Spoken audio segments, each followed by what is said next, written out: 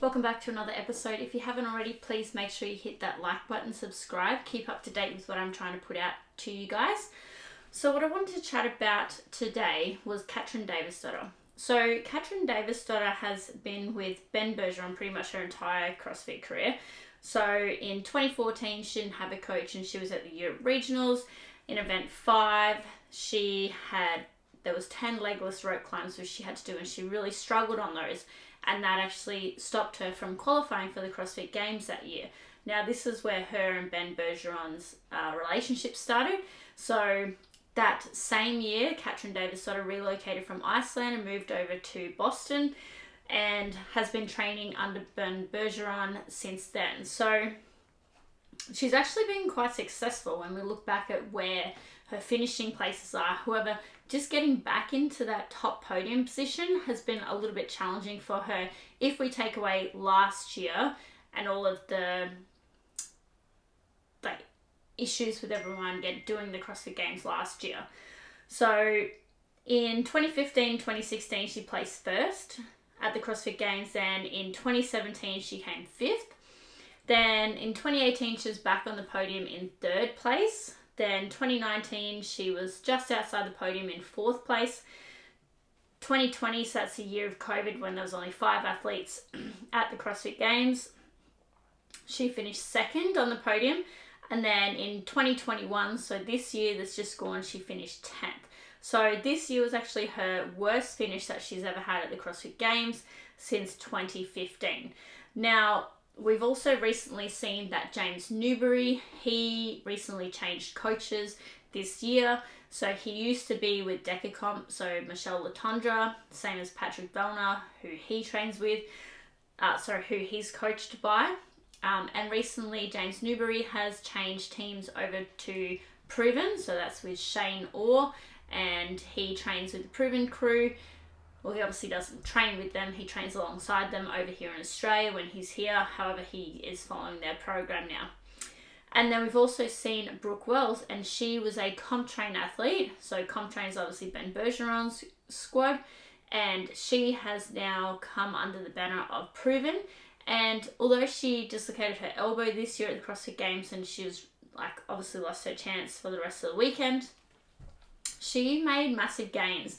I think that the Brooke Wells that we saw this year come back to the games was probably the best Brooke Wells we've ever seen. She was just crushing it. She was doing so well, so focused. She seemed really to enjoy the CrossFit experience as well. She didn't seem stressed or anything like that.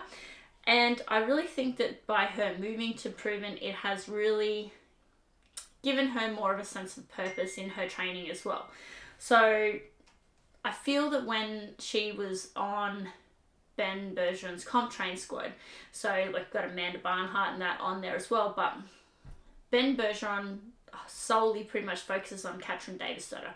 He coaches her, whereas then his sub-coaches coach the other athletes like Amanda Barnhart and stuff like that.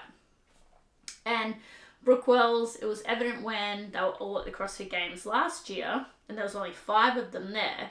So there was Brooke Wells and Katrin Davidsdottir, who were both from the CompTrain squad, so from Ben Bergeron's squad.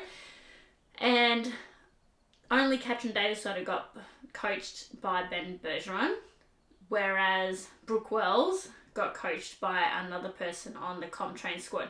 Now, you'd think that if your athlete was in the top, you would have your top coach coaching them consistently rather than just solely focusing on one athlete.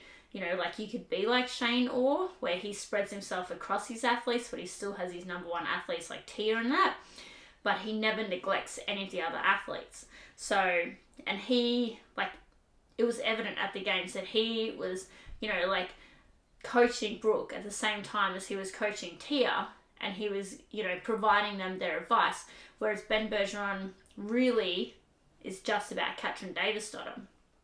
So I think that with Brooke Wells changing over, it really did make an improvement on her performance at the CrossFit Games.